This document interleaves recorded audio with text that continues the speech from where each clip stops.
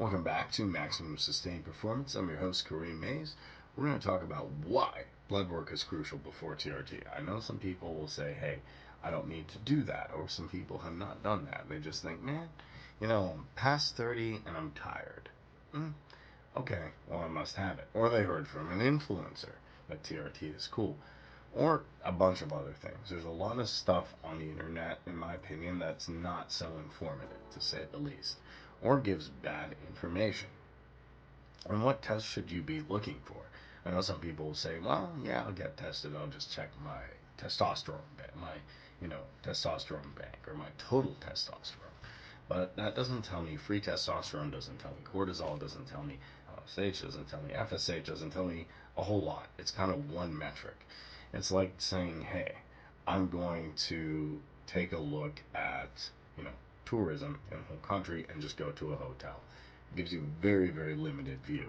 Not that that's bad, it's a good metric, but you need other metrics to do it. Also, we'll go over some things that you need to know, some things that you can do. And any professional, in my opinion, who you go through and you say, I'm tired of this problem, on that problem, should help you first naturally, and then make sure you're covering all your bases, and then have you do blood work first. Get some blood work first. You got to get some key tests. Got to get some numbers. I can guess all day, and it's hard to say because some people can have total testosterone of 500 or 600, be super active. I have personally seen this, and some people can be in the 1200 and not be as active. So it's not always a gauge on muscle mass or this, or does he look like this, or beard or whatever it is. Someone can have low testosterone and look completely normal. Someone can have high testosterone and maybe look a different way. So there's not a way to gauge it. If there is a professional there, you have to get some blood work. So let's break down some blood work metrics, because I think this is going to really, really help, especially for a lot of people. Now, before we get into it, if you enjoy this content, if you want some information for maximum sustained performance on testosterone, the real stuff with TRT, smash that like button, hit that subscribe button, hit that notification bell to know when I post more videos. And let's break down your blood work, good sirs. So today we're talking about one of the most overlooked crucial steps before starting TRT, testosterone replacement therapy. You guessed it, blood work. Now, if you're thinking on just hopping on TRT, you can't just go blind. You can't just be like, all right, beam me up, Scotty. Shoot me up, Scotty. You need to know your baseline. You need to know your head and issues. You need to know TRT is right for you. Is it right for everybody? No.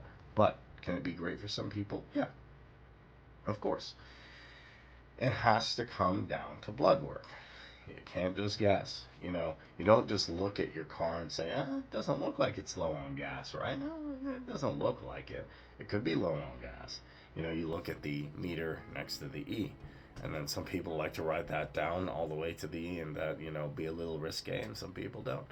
And that's fine. But the question that comes down to it is, are you currently happy with your life? And if you're feeling sluggish, you're having problems, or you're just over 30 and things aren't working out, you've tried everything, might be a viable option. But it's hard to just say, okay, well, I'll just jump into it.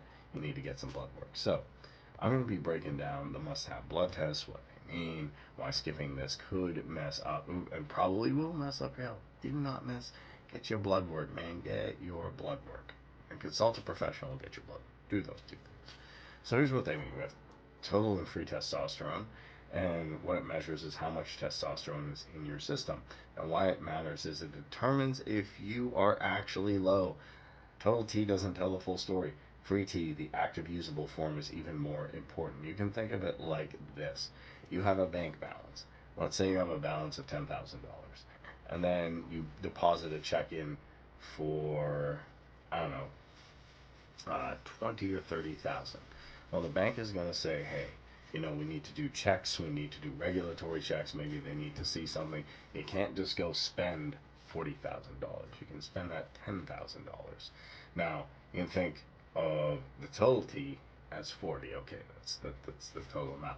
But the amount available to do work that isn't held up by SHBG, sex hormone binding globulin, or anything else, that is going to be something that is crucial, because if you have high You know, even if you have high total testosterone, you're like, bro, I'm an 800, I'm 900, I'm cool. But your free testosterone has problems. That's a problem.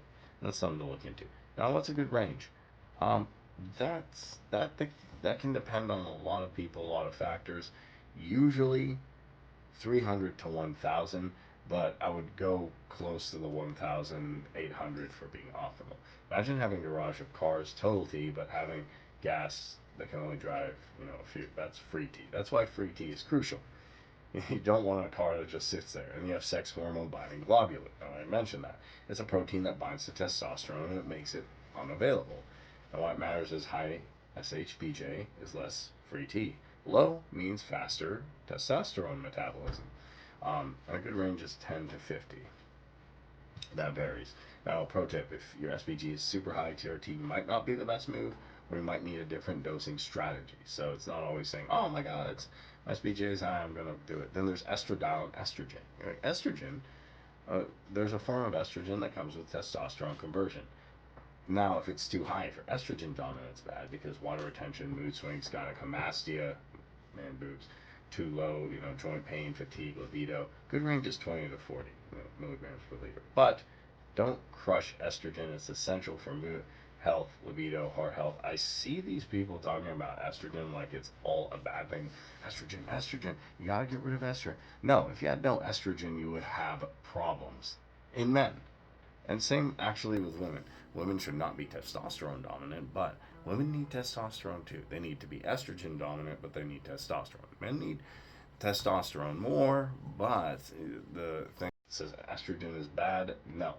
Then you have LH and FSH. And the big term, luteinizing follicle stimulating hormones. These control natural testosterone production. So if your LH and your FSH are low, you might have secondary hypogonadism, brain-related low T, and if they're high, your testes might not be responding. You might have heard, like, if you use red light, that helps with the Leydig cells, and that corresponds to LH and FSH. Now, what's a good range for that? I've read some different things. 1.7 to 1. Or to 8.6, I would probably say for LH. And FSH, I would say 1.5 to 11.5 or 12.4, roughly speaking. But if LH and FSH are low, TRT shuts down completely. So be ready for that. And that's bad. People who have damage to their brain, concussions, or damage down here, rugby players, the ball hits in the wrong place. I don't want to think about that. Don't picture that.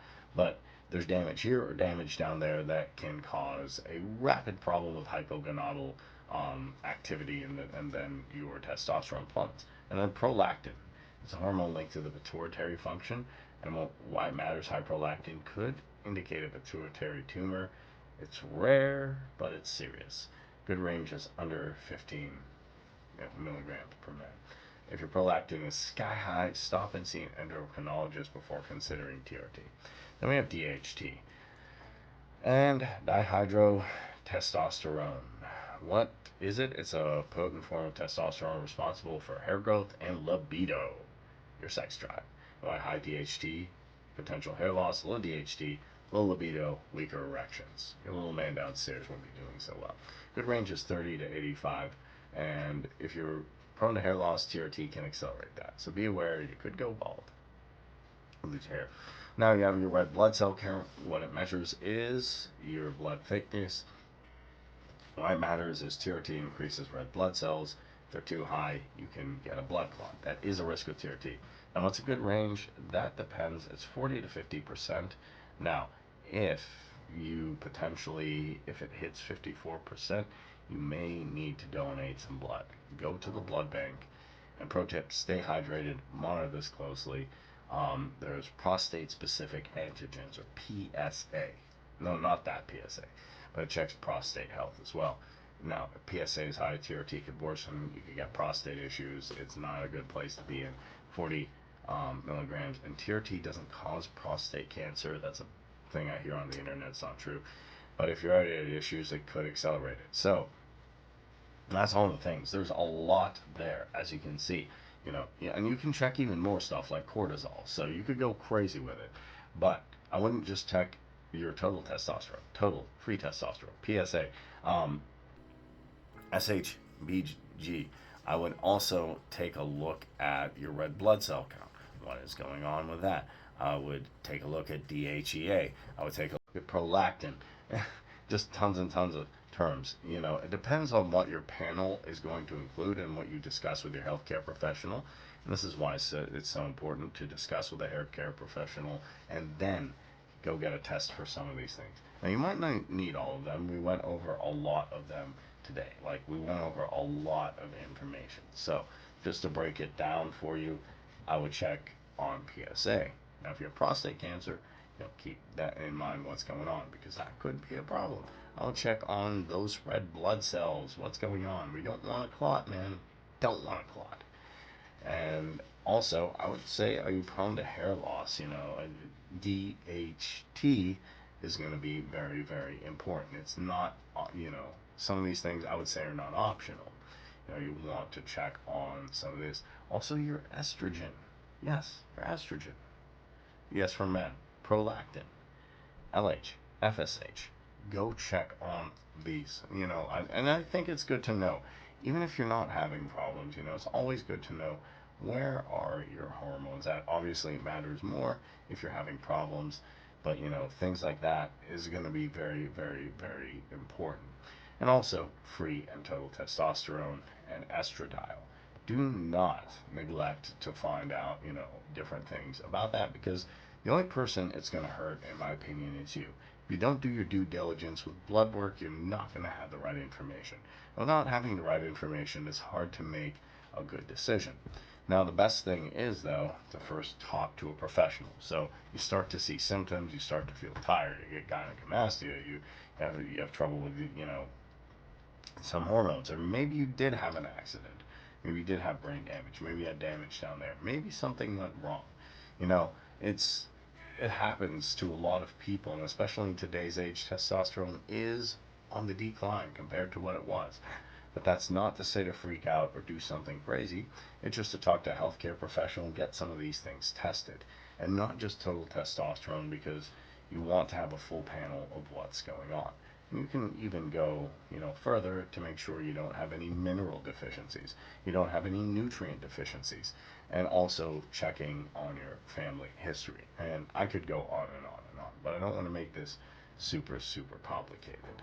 But those are some of the ranges to look at. Those are some of the things to check.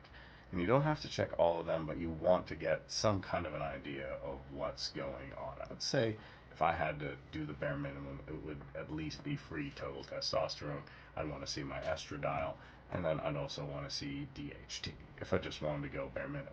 If I wanted to go crazy, I would do all of them. So, guys, that's the full blood work panel checklist before starting TRT. You can break it down basically however you need, but let's do a recap. Total and free testosterone tells if you're low. SHBJ controls how your testosterone is actually usable. Can be held up. Estradiol keeps mood, libido, water retention in check. LH and FSH helps diagnose why you have low T. You got hits here, you got hit here. Prolactin screens for pituitary issues. DHT affects hair loss and libido. And your red blood cell count prevents blood thickening, risks, or clots. And PSA checks your prostate health before starting. Don't just jump on TRT. Don't guess. Get your blood work, analyze results, talk with a knowledgeable doctor, do the natural things first, and then if you decide, that TRT is a lifelong commitment, so do it right. I hope you found this helpful. If you did, go ahead, drop a comment below. Let me know if this helped you. Are you thinking about TRT? What did you test before TRT? Did you do all these things? Did you do more? Did you do less? Let me know in the comment section below. Help everyone out. And, if you have any questions, ask them as well. I'm your host, Kareem Mays with Maximum Sustained Performance. I wish you the best in your testosterone journey. Be well.